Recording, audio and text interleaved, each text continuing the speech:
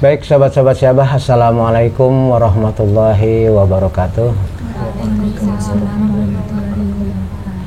Dalam kesempatan kali ini kita akan berdiskusi tentang salah satu substansi dari mata kuliah aspek hukum menurut ekonomi Islam. Dalam ekonomi Islam khususnya kita akan berbicara tentang sewa menyewa. Sewa menyewa ini adalah merupakan suatu aktivitas ekonomi yang pastinya sangat tidak asing lagi bagi kita, karena kita semua sudah terbiasa dan mungkin bahkan kita sudah juga melakukannya ya. Misalnya sewa menyewa ruangan untuk kos ya kan, mungkin saja di antara Anda ada yang kalau pada waktu kuliah normal itu karena terlalu jauh dari rumah, untuk mempersingkat waktu, menghemat tenaga dan menghemat biaya, maka ngekos. Itu kan sewa, berarti ada perjanjian sewa antara pemilik rumah dengan mahasiswa selaku anak kos ya. Oke, jadi kita akan coba melihat sebenarnya sewa menyewa ini banyak sekali ragamnya ya, tapi nanti akan dilanjutkan dengan kelas berikutnya. Jadi sekarang kita pengantarnya aja dulu. Tapi yang ragam dari sewa menyewa itu bahkan termasuk leasing itu kan sewa yang bentuknya baru ya, leasing motor itu sebenarnya kan sewa tapi beli. Dalam masa cicil dia sifatnya sewa, begitu lunas terjadi peralihan kepemilikan dari motor. Itu pasalnya ada lagi bentuk-bentuk yang juga bisa dia ada hukumnya haram dan ada juga hukumnya halal. Mungkin itu untuk yang kelas berikutnya ya. Pada kali ini kita hanya akan yang pokok-pokoknya saja daripada pengertian sewa. Baik, tapi sebelum saya mulai lebih jauh, sebagaimana biasa saya ingin Anda memperkenalkan diri masing-masing kepada para penonton kita, teman-teman kita. Silahkan mulai dari Novi, pakai itu memperkenalkan diri dari kelas. Perkenalkan, nama saya Novi Syahra Silki Aulia dari kelas 6B Akuntansi.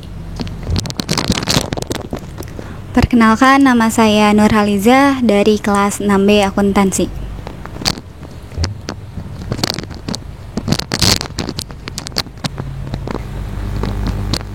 Perkenalkan, nama saya Ani Budi Rahayu dari kelas 6B Akuntansi.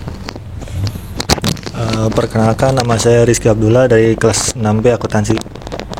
Baik, jadi kita langsung ke intinya bahwa ijarah, ya istilahnya itu ijarah dalam sewa menyewa, berarti merupakan suatu akad artinya kan perjanjian ya, kita sudah bahas, untuk membolehkan ya penggunaan manfaat yang diketahui dan disengaja dari suatu barang, dari suatu zat, yang kemudian atas penggunaan manfaat itu akan dikenakan bayaran ya, akan ada imbalannya. Jadi maksudnya katakan ada satu barang, dia macam-macam bentuknya, bisa dia juga berbentuk hewan seperti menyewakan kuda, menyewakan kerbau untuk membajak tanah kan bisa ya. Terus kemudian juga bisa berbentuk mesin, katakanlah kita tahu zaman modern ini banyak sekali mesin-mesin yang bisa disewa, mesin traktor kayak mesin untuk forklift gitu ya, atau bisa juga berupa benda yang sudah sering kita ini, seperti kamu datang ke sini kan pakai motor kan juga bisa disewa ya kan, untuk ojek, untuk mobil juga bisa untuk ojek, atau dia berupa suatu rumah atau hanya ruangan, yaitu kos atau apartemen. Jadi sewa menyewa pada prinsipnya adalah ada orang yang memiliki barang, lalu kemudian ada yang ingin memanfaatkan penggunaan dari barang itu, kemudian sengaja untuk sementara pemanfaatan dilakukan oleh si penyewa. Nanti si penyewa akan memberikan imbalan atau bayaran kepada si pemilik. Berarti ini adalah suatu akad yang sifatnya temporer, artinya ada jangka waktunya. Kan dalam sewa menyewa itu pastinya bisa hanya berapa lama ya, apakah itu seminggu atau bahkan kalau mobil itu bisa 1 hari doang ya penggunaan mobil, tapi kalau rumah itu bisa 1 tahun, 2 tahun, 3 tahun tergantung. Jadi ininya lama penggunaannya itu tentu tergantung pada kesepakatan kedua belah pihak gitu ya. Jadi kalau menurut Imam Hanafi yang seperti saya sebutkan tadi, ada pembolehan dari pemilik kepada orang lain untuk menggunakan manfaat dari barang atau zat tersebut, dan nanti si pemilik akan menerima imbalan. Dan tentunya dalam hal ini berapapun lamanya, misalnya sewa tanah untuk digarap ya bisa kan puluhan tahun itu ya, bisa 10-20 tahun atau untuk apa, tetap tidak terjadi pergantian kepemilikan, tidak ada peralihan kepemilikan dari si A menjadi si B, gitu nggak bisa, karena berapapun lamanya dia tetap berupa suatu hanya pemanfaatan saja gitu. Oke, kemudian menurut Syafi'i sendiri akad atas suatu kemanfaatan yang mengandung maksud tertentu dan mengubah serta menerima pengganti atau kebolehan dengan pengganti tertentu. Jadi dalam hal ini berarti pastinya kedua belah pihak itu melakukan hal tersebut dengan penuh kesadaran. Jadi syarat-syarat dari sewa menyewa pastinya memenuhi syarat sahnya satu perjanjian. Ada kesepakatan ya kan, terus kemudian ada para pemiliknya itu, para pihak yang melakukan sewa menyewa itu adalah pihak yang memenuhi syarat seperti dari usianya, dari mentalnya, dari kewenangannya. Artinya kedua belah pihak yang melakukan sewa menyewa pastinya orang yang dewasa, bukan anak-anak. Yang kedua, bukan orang yang cacat mental. Yang ketiga, yang menyewakan pasti yang punya. Nggak boleh saya katakanlah bukan pemilik tapi kemudian saya menyewakan kepada orang lain, tentunya itu tidak sah ya. Jadi harus yang menjadi pemilik sah gitu. Oke, kemudian dasar hukumnya adalah seperti disebutkan di dalam surat At-Tolaq atau surat ke-65 ayat 6, yaitu jika mereka telah menyusukan anakmu maka berilah upah mereka. Ini maksudnya nih adalah seperti yang di zaman Rasulullah ya, yaitu bahwa seorang ibu atau seorang anak itu bisa disusukan bukan oleh ibu kandungnya ya kan. Kita tahu kan bahwa Rasulullah itu kecilnya disusui oleh siapa?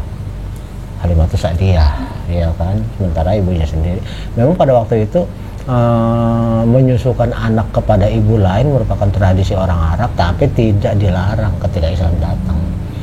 Bahkan kemudian Islam memerintahkan supaya kepada ibu yang menyusukan anak itu harus diberi upah karena dianggap dia berjasa ya. Jadi saya menyewa ini juga bukan berupa suatu ini aja sih bukan berupa barang aja, tapi juga bisa berupa jasa, bisa berupa misalnya katakanlah saya membangun ruangan ini kan tentu saya mengontrak orang tukang bangunan, kontraktor ya, apakah itu sistem borong atau harian itu tergantung perjanjiannya, tapi yang jelas kan si tukang itu tidak keluar modal, saya yang keluar modal, dia yang keluar tenaga, dia yang keluar ide untuk membentuk ruangan ini gitu ya.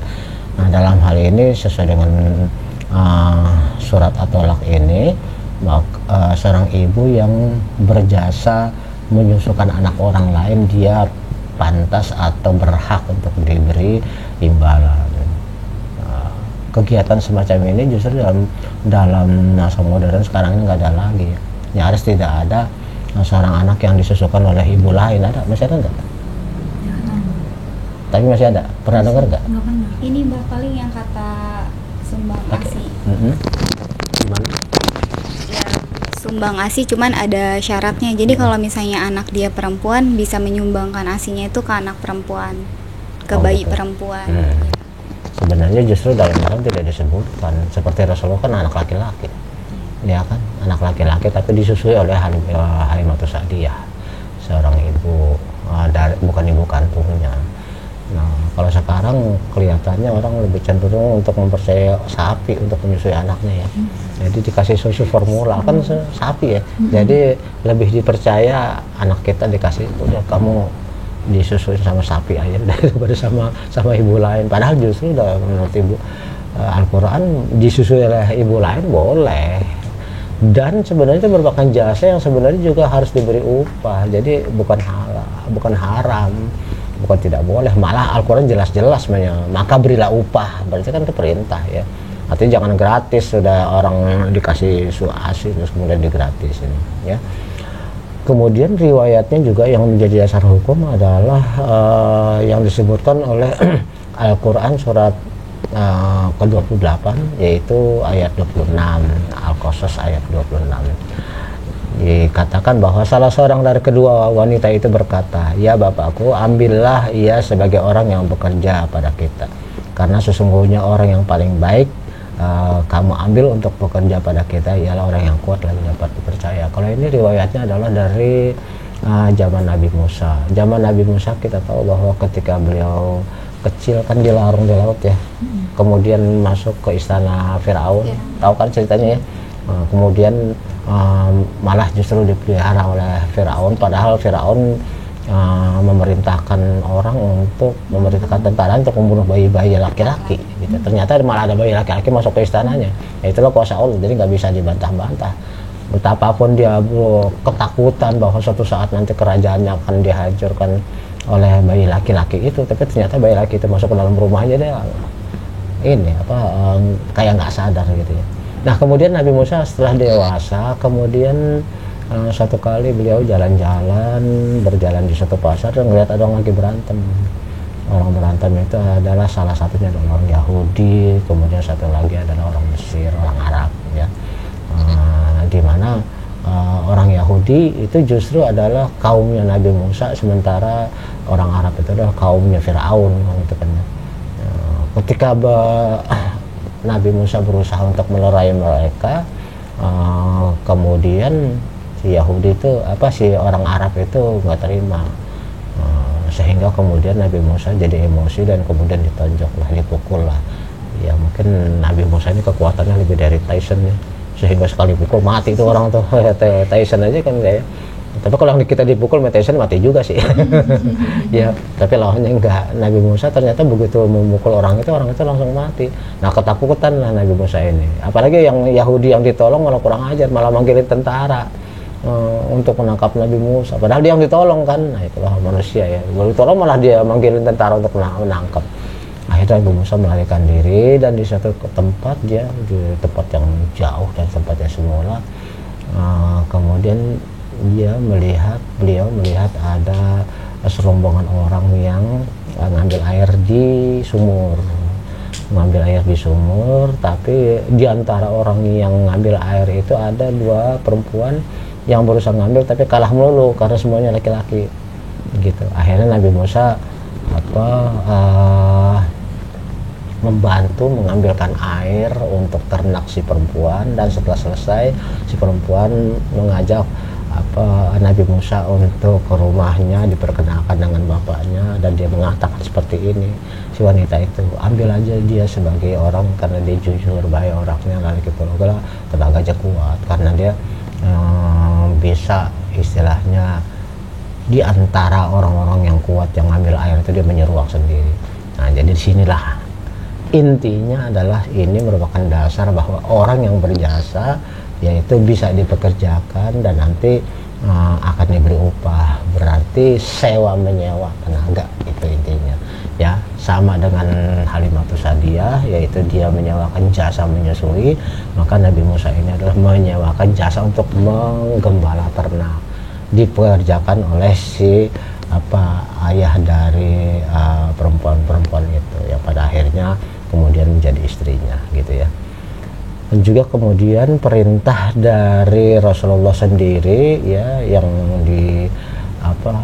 sebutkan di dalam hadis riwayat Ibnu Majah, At-Tabrani dan At-Tirmizi, bahwa Rasulullah memerintahkan berilah upah kepada orang yang kamu pekerjakan sebelum kering keringat mereka. Jadi berilah upah sebelum keringatnya kering. Di sini tergambar dengan jelas bahwa atas orang yang bekerja sampai dia mengeluarkan keringat itu bayarnya harus langsung dilakukan. Tidak boleh kita mempekerjakan orang apalagi kemudian sampai berkeringat tapi kemudian tidak diupah ya. Oke, berarti intinya di sini sewa menyewa luas ya, makanya kemudian saya katakan tadi nanti dalam yang sesi berikutnya akan saya uraikan macam-macam sewa menyewa yang ada yang hukumnya malah haram, ada yang hukumnya halal gitu. Untuk kali ini kita cukup sekilas tentang dasar-dasarnya. Rukun dan syarat dari sewa adalah pertama adalah mu'jir dan mustajir ya, yaitu orang yang melakukan akad sewa menyewa atau upah mengupah.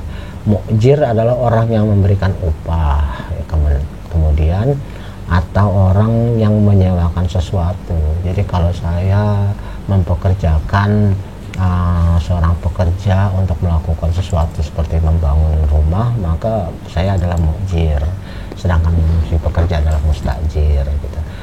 Kemudian kalau kamu yang menyewakan motor untuk diojekin oleh orang lain, maka kamu adalah mu'jir dan dia adalah mustajir gitu ya. Jadi itu kedua belah pihak yang pastinya untuk bisa terlaksananya atau sahnya sewa menyewa ini sama syaratnya dengan perjanjian pada umumnya, yaitu artinya baik si mu'jir maupun mustajir adalah orang yang memenuhi syarat seperti dilihat dari kesepakatan artinya tidak boleh sewa menyewa itu ada intimidasi, tidak boleh ada penipuan, tidak ada boleh pengelabuan. Jadi orang-orang yang melakukan kegiatan sewa menyewa ini memang secara sadar melakukannya gitu, bukan karena bukan karena ditipu, bukan karena dibohongi, bukan karena diintimidasi gitu.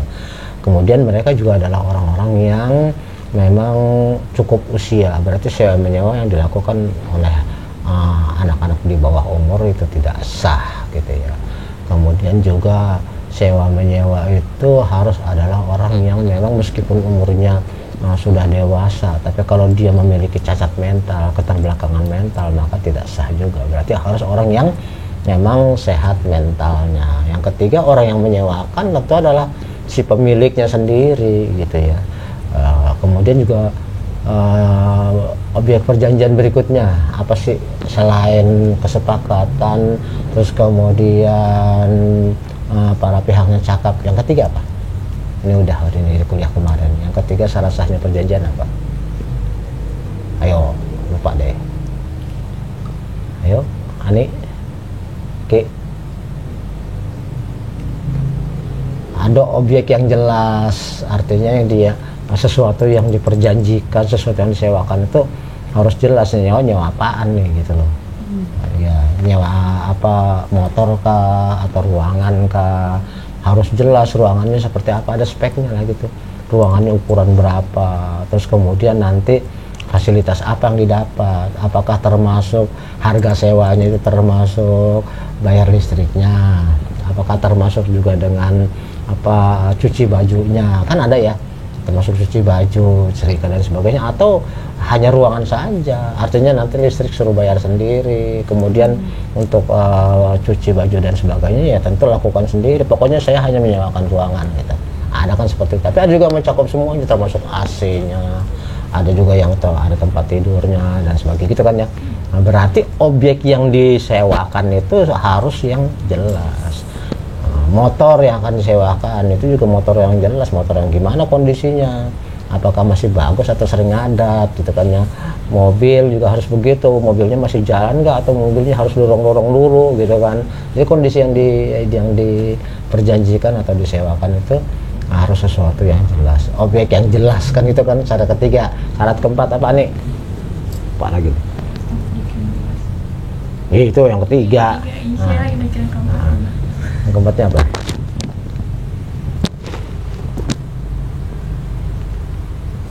Ayo bantu Nopi. Bisa. Iki. Apa ayahnya? Baru kemarin, minggu kemarin, minggu baru lupa. Ayo, baru minggu kemarin. Klausula yang halal, artinya yang diperjanjikan atau disewakan itu harus sesuatu yang tidak boleh melanggar hukum, ya. Jadi kamu nggak boleh sewa menyewa istri, nggak boleh, itu nggak halal. Kan ada, boleh nggak Pak saya sewain istri saya, boleh, tapi kamu harus bisa bergeledek. Jadi tidak boleh menyewakan sesuatu yang melanggar hukum. Atau menyewakan barang curian, ya nggak bisa dong, kamu aja boleh nyolong sewain ke saya, kan saya yang digebukin ntar gitu kan ya. Saya menyewa apa, pokoknya sewa menyewa yang sifatnya harus memang jelas. Jadi ingat ya, saya ulangin lagi deh nih, jadi artinya yang seharusnya minggu kalau udah kamu ingat. Satu, kedua belah pihak itu harus sepakat, ya kan. Dua, apalagi deh nih, baru tadi objek yang jelas. Oh, yang ketiga. Yang kedua, come on, Halal yang terakhir. itu yang terakhir kan, saya tanya baru kedua. Halal terus sebelumnya objek yang jelas. Oke, sebelumnya lagi Sebelumnya lagi apa ya, nggak nyangkut. Nggak nyangkut, saya baru ngomong gimana nih. Para pihak yang terlibat harus cakap. setuju gitu ya. Itu kan sepakat, tuh setuju Yang mah. ini yang waras tadi itu. Nah iya, cakap artinya bukan cakep, berarti orang jelek nggak boleh sewa menyewa dong, kesian amat. Bukannya cakap cantik, tapi cakap artinya kompeten.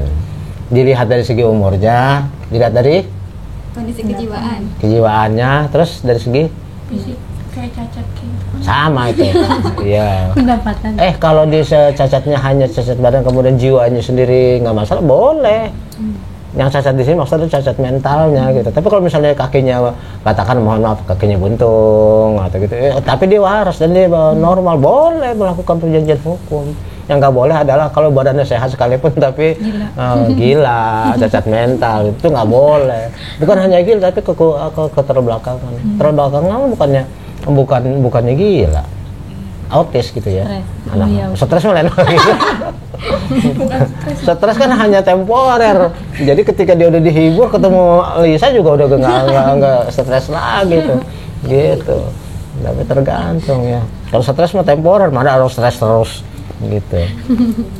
Oke, jadi para pihak yang terlibat itu disebut mu'jir dan mustajir. Mu'jir adalah Yang menyewa. pemilik. Iya, pemilik. Pemilik. Mustajir yang nyewa. Nah, mustajir yang menyewakan. Oke, yang kedua syaratnya adalah harus ada sighat ijab qabul. Artinya kedua belah pihak karena sudah sepakat, maka mereka itu melakukan ya katakanlah semacam perjanjian, saya menyewa dari kamu. Atau yang lain lagi, saya menyewakan, saya punya barang saya gitu kan. Berupa apa? Harus objeknya jelas. Yang mau disewain itu apa? Saya menyewakan tuyul gitu, nggak boleh karena objeknya nggak jelas. Dalam rangka mencari harta saya menyewakan tuyul saya gitu, begitu nggak boleh. Kemudian yang ketiga harus ada ujrahnya. Ujrahnya itu berarti harus ada upahnya, harus ada uangnya. Jadi kalau kamu sewa menyewa kos berarti ada imbalan kepada ibu kos berupa uang sekian, ya kan. Terus begitu juga dengan sewa motor kah, sewa kontrak rumah kah, dan sebagainya. Yang jelas harus kamu perhatikan bahwa berapa lama pun sewa ini dia tidak akan merubah kepemilikan. Itu prinsipnya. Ya. Nah, itu nanti akan menarik kalau kita bicara tentang sewa beli itu. Karena ada bentuk-bentuk sewa yang memberatkan dari si penyewa. Ya.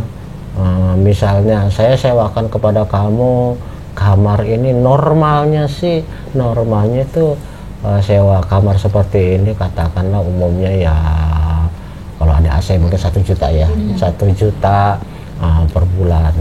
Tapi kamu boleh atau kamu bayar kepada saya 4 juta per bulan, tapi dalam masa sekian sehingga ketika kamu lunas itu jadi milik kamu, gitu lah. Itu kan kayak motor ya, Kayak kredit ya, Bay. kayak kredit ya. Tapi perjanjiannya memberatkan, kenapa? Kalau kamu lunas maka akan jadi milik kamu. Tetapi dalam sewa motor aja, sewa beli motor kadang-kadang orang suka nunggak dan nggak sanggup lunasin ya. Diambil. Nah, diambil.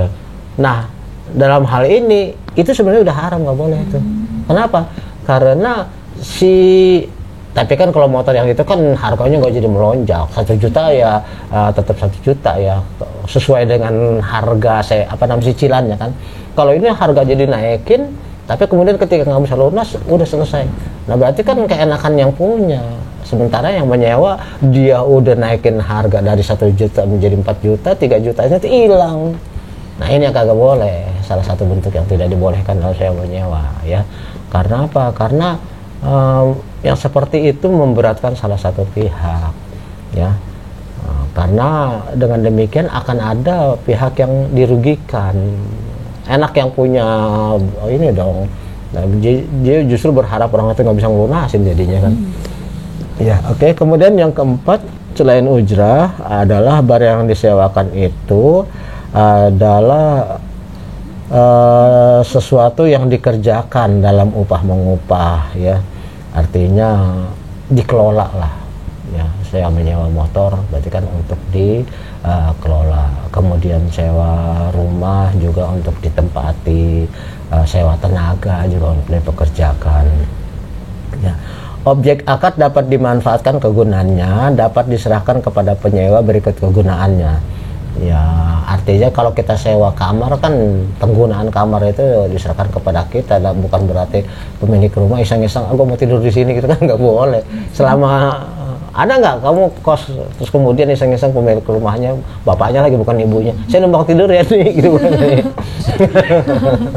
kan nggak mungkin ya, saya numpang tidur di sini ini kan kamu nggak bakalan mau, kurang ajar amat. Artinya selama barang itu disewakan ya si pemilik nggak boleh, nggak punya hak gitu loh ya. Kalau cuma motor sih barangkali gampang aja dipinjemin, kalau motor, kalau rumah numpang tidur gitu kurang ajar namanya. Jadi itu selama sewa manfaatnya mutlak ada di si penyewa. Begitu dia selesai baru balik lagi kepada si pemilik ya. Macam-macam ijarah itu ada macam-macamnya ya. Ijarah ain menyewakan manfaat dari barang atau aset. Kemudian ada ijarah amal menyewakan manfaat kerja dan skill.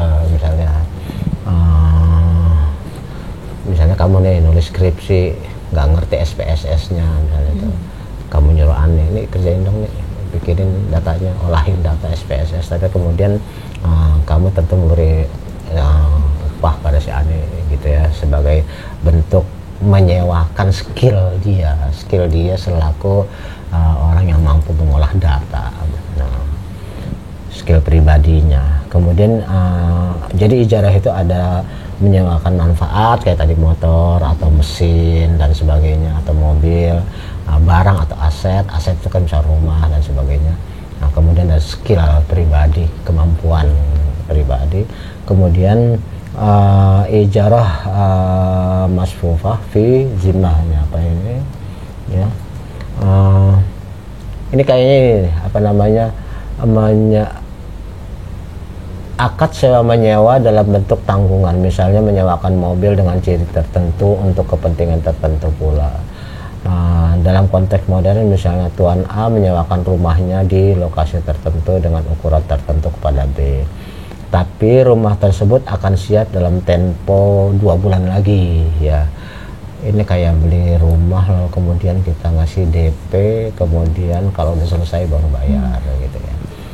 Namun B telah lebih awal menyewanya untuk tempo 3 tahun dengan bayaran bulanan 2 juta. Jadi si B ini udah memberikan bayaran dalam waktu sekian, sementara rumahnya sendiri sebenarnya belum dibuat, belum ada, baru akan nanti ada 2 bulan lagi. Tapi kan si si B ini udah ngasih uang untuk sewa sekian lama ya.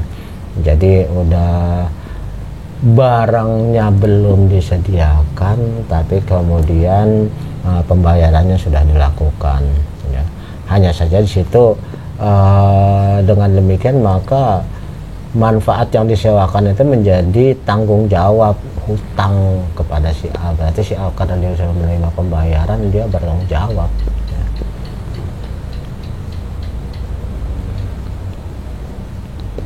Oke, jadi skemanya jelas ya. Satu, ada akad ijaroh, yang kedua ada pembayaran, kemudian ada pengalihan hak untuk dimanfaatkan oleh si penyewa, dan kemudian begitu berakhir akan dikembalikan lagi kepada si pemilik gitu. Sama ijarah ain juga demikian ya. Kemudian baik, saya kira untuk ini karena kita baru dasar-dasarnya saja, jadi nggak perlu terlalu dalam. Kemudian ijarah itu juga dalam konteks modern sekarang ini ya seperti leasing ya. Tapi ini agak beda ini, karena leasing itu beda dengan sewa biasa, karena terjadi peralihan kepemilikan setelah cicilan diselesaikan untuk tempo sekian lama gitu.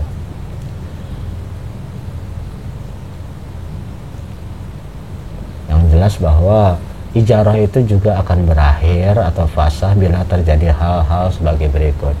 Yang pertama, jika terjadi cacat pada barang sewaan selama terjadinya sewa menyewa. Jadi misalnya kita menyewakan atau kita menyewa barang, nyewa mobil ya, terus kemudian selama di tangan kita mobil itu mengalami kerusakan akibat kelalaian kita. Tapi kalau misalnya akibat bencana ya tentu di luar lain lagi. Kita lagi jalan terus kemudian ada huru hara, mobil kita kebakar misalnya, bahkan suka begitu di dalam huru hara, ya berarti kan itu force major ya. Apa itu force major? Bisa force major apa?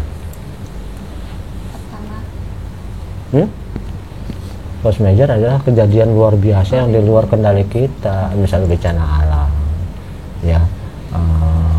Saya menyewa katakanlah motor, lalu kemudian ketika saya bawa ada huru hara sehingga motor saya menjadi korban, sayanya terluka, motor saya kebakar. Itu kan di luar kendali saya nggak mampu apa-apa ya kan.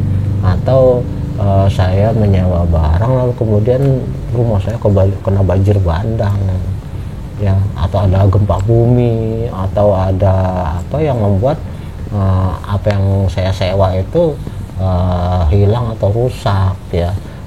Dalam hal ini tentu ijarah itu menjadi batal ya. Terjadinya cacat pada barang sewaan yang tadi pada tangan mustajir adalah tadi itu akibat kelalaian.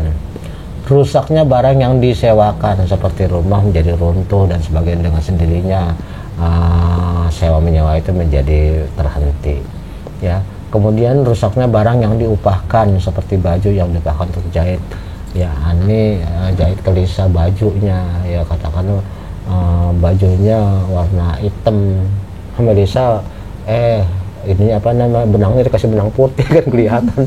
Gimana sih baju hitam kok pakai benang putih gitu kan. Nah ini berarti kan rusak atau salah potong sehingga tidak seperti yang diinginkan. Ini berarti juga batal sewa menyewanya. Kayak terpenuhinya manfaat yang diakatkan ini dengan sendirinya selama penggunaan 3 hari atau 1 minggu penyewaan, begitu selesai ya berarti berakhirlah ini ya. Kemudian menurut Hanafiyah boleh fasah ijarah dari salah satu pihak. Misalnya kamu menyewa toko untuk dagang, kemudian ternyata tempat kita menyewa toko itu adalah daerah yang tidak aman ya. Jadi kita bisa membatalkan sewa menyewa itu. Oke, barangkali ada yang mau ditanyakan untuk sekedar ini dari ada. Itu kalau Silakan pakai. kan tadi kalau yang namanya menyewa kan kalau rusak ini kan diganti sama yang menyewa. Terus kalau nih kan ceritanya saya nyewa mobil ke Lija ya Pak, terus Lija ngejual lagi jadi penyewa ini kayak ngejual mobilnya ke orang lain, itu bagaimana Pak? Kalau menyewakan ya nggak boleh dong, bukan haknya. Menyewakan Mungkin dia butuh duit bah, dia kan lagi nggak ada alasan mau butuh duit mobil gue yang dijual gitu dong, nggak boleh iya. Sedangkan menyewakan lagi ke pihak lain aja nggak boleh, apalagi menjual.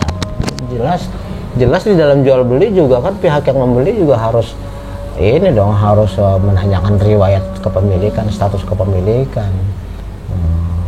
Lisa boleh nyewa sama si Ani, kemudian kamu malah jual, nyewain lagi. Saya begitu. Oh gitu, ada. Enggak ditipu.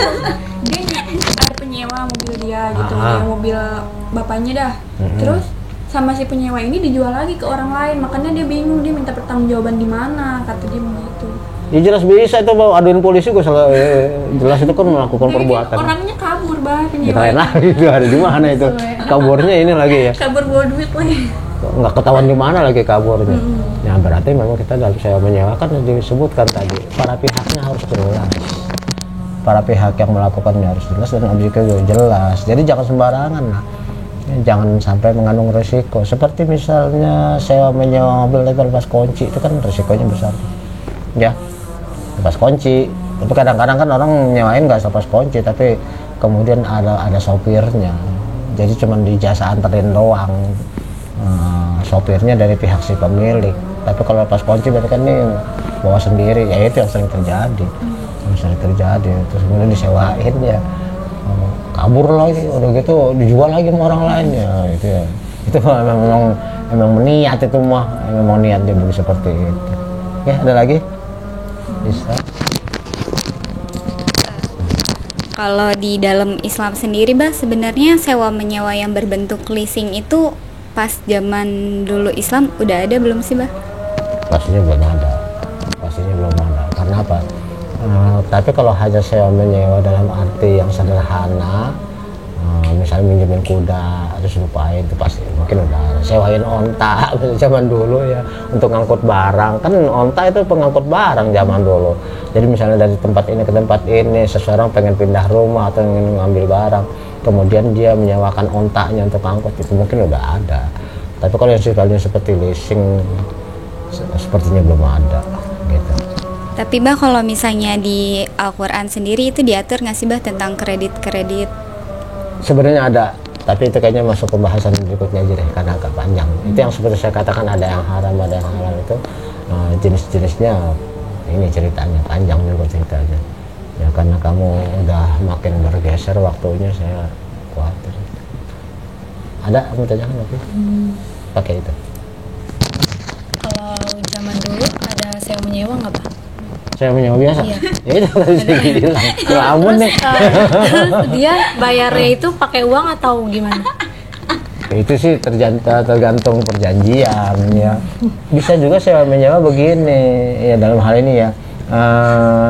Lisa nyewa jasa. Kenapa dia melulu berdua yang ini kagak disebut-sebut ya? Curang ya abah nih. Katakanlah Iki ya, minta tolong kepada Novi jasanya untuk membuatkan sesuatu hal ya. Lalu kemudian nanti sebagai balasannya tidak Iki memberi uang, tapi kamu membalasnya dengan minta tolong Iki untuk melakukan satu hal yang lain. Berarti berbalas jasa di sini boleh gitu ya, atau menyewakan barangnya itu. Jelas ya. Tapi kalau saya menyewa berarti udah ada zaman dulu juga gitu ya. Kan memang zaman dulu kan belum ada uang kan yang waktu zaman Nabi. Zaman Nabi udah ada. Ya. Ya, bisa bayarnya, bisa pakai ini. Ya, misalnya kamu nyewa terus kemudian bayar pakai makanan, boleh, kenapa enggak? Kan tadi dibilang. Iya. Apalagi ya, ayo. Ki belum nanya Ki mungkin ada pertanyaan. Cukup. Nah, cukup. Kamu cuma dengerin ini aja nih, 3 bidadari ngomong nih. Baik, ya sebenarnya saya senang kalau misalnya dalam podcast seperti ini ya suasananya lebih bebas ya. Artinya kamu lebih ketawa-ketawa, itu saya lebih senang pada manyun semua kayak apa kaku gitu. Kan ini fungsinya jadi nggak hidup ya gitu. Tapi sayang waktunya sih ya. Baik, ada lagi nggak? Udah cukup jelas. Satu lagi bang. Tadi kan ada ijaroh yang kata dia dibayar duluan untuk, tapi barangnya kan belum ada gitu. Kayak misalnya saya mau beli rumah. Nah saya udah beli buat ke 6 bulan, nyewa buat 6 bulan deh, nyewa untuk 6 bulan, tapi ternyata di tengah-tengah di bulan ketiga rumahnya itu kena gempa bumi, Bah. Itu gimana, Bah? Uangnya bisa kembali apa gimana? Nih, gimana nih? Gempa bumi nih. Jadi artinya bukannya kemauan dari si ini, gempa bumi. Gempa bumi punya ambles nih. Hilang nih di dalam bumi gitu maksudnya. Kayak gitu berarti udah dia nggak bisa, ya udah kan rumah dia, namanya kan bukan kesalahan orang yang kerja, Bang. Oh, yang kerja. Enggak, maksudnya kan orang yang kerja dia udah ngebangun sama sebisa dia kan, jadi nggak mungkin kan kalau nyalain orang yang kerja, itu kan bencana alam. Mungkin orang kerja kurang kerjaan apa rumah di dalam blok ini. Iya, makanya dia itu apa sih ya, kerugian dia sendiri. Nggak bisa nyalain orang lain. Termasuk dalam kategori force major, artinya di luar kendali, bisa gempa bumi, bisa juga longsor, bangunnya di pinggiran gitu. Baru selesai tahu longsor gitu. Kecemplung lagi ke kali itu. Rumahnya kecemplung, anyut lagi kan. udah nggak bisa diapa-apain itu ya. Salah bangunnya di pinggir kali, di longsor, kecemplung kali, nganyut lagi tuh. Nah, terus pemiliknya gimana? Ya tentu pemiliknya nggak, yang mau nyewa ya tergantunglah kepada kesepakatan. Tapi pada dasarnya si pemilik itu tidak bisa diminta pertanggungjawaban karena apa? Karena dia kena musibah kan gitu ya. Jadi mau diapain orang ini, bukan kecuali memang dia sengaja ya. Atau misalnya saya menyewa nih, ada juga misalnya katakanlah si pemilik sebenarnya tahu ya bahwa motornya atau mobilnya atau rumahnya itu punya masalah, tapi dia umpetin, dia tidak jelaskan. Begitu disewa motor itu dalam masa pengelolaan ternyata tidak bisa berjalan.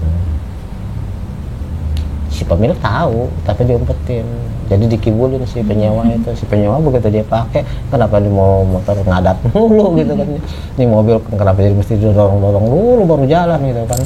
Nah, dalam hal seperti ini tentu si pemilik itu bisa dimintakan pertanggungjawaban gitu ya, karena namanya manusia sih macam-macam aja akalnya. Ada yang jujur, ada yang memang ada etikat yang tidak baik. Makanya dalam perjanjian apapun kan seperti yang saya sebutkan dalam kuliah, dasarnya harus ada etikat baik. Si penjual maupun si pembeli, si penyewa maupun yang menyewa, kita memang punya etikat baik untuk melakukan transaksi.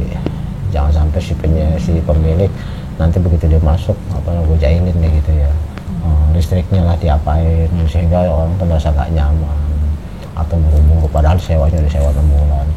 Ingat ya, kalau misalnya udah sewa sekian lama lalu kemudian dia batal atas kemauan sendiri, kan biasanya sih pemilik nggak mau. Kecuali kalau masih pemilik yang membatalkan. Tapi kalau dia sendiri yang membatalkan kan biasanya pemilik nggak mau balikin duitnya. Nah, dalam seperti itulah etikat dari si pemilik bisa saja menjahili si penyewa supaya tidak betah, kan bisa aja seperti itu. Nah, seperti itu yang ya intinya itulah, di dalam Islam itu transaksinya harus berdasarkan wa ta'awanu 'alal birri wat taqwa wa la ta'awanu 'alal itsmi wal 'udwan. Kan itu ya. Tolong menolonglah di dalam kebaikan dan jangan tolong menolong dalam hal kejahatan dan maksiat, tidak boleh. Baik, saya kira demikian saja yang bisa kita sampaikan pada kesempatan kali ini. Mudah-mudahan ada manfaatnya. Dan sebenarnya masih ada hal-hal yang menyangkut ijarah ini yang bisa kita diskusikan, tapi mungkin akan kita lanjutkan pada sesi berikutnya gitu. Terima kasih pada Novi, Lisa, Ani, dan Niki yang sudah datang dari jauh-jauh meskipun hujan ya. Untuk kamu pada nggak luntur itu hujannya nih. Ya, udah jauh-jauh datang, tetap datang. Terima kasih. Mudah-mudahan ini akan bermanfaat bagi kita semuanya. Saya akhiri dengan ucapan wabillahi taufiqul hidayah. Wassalamualaikum warahmatullahi wabarakatuh. Waalaikumsalam.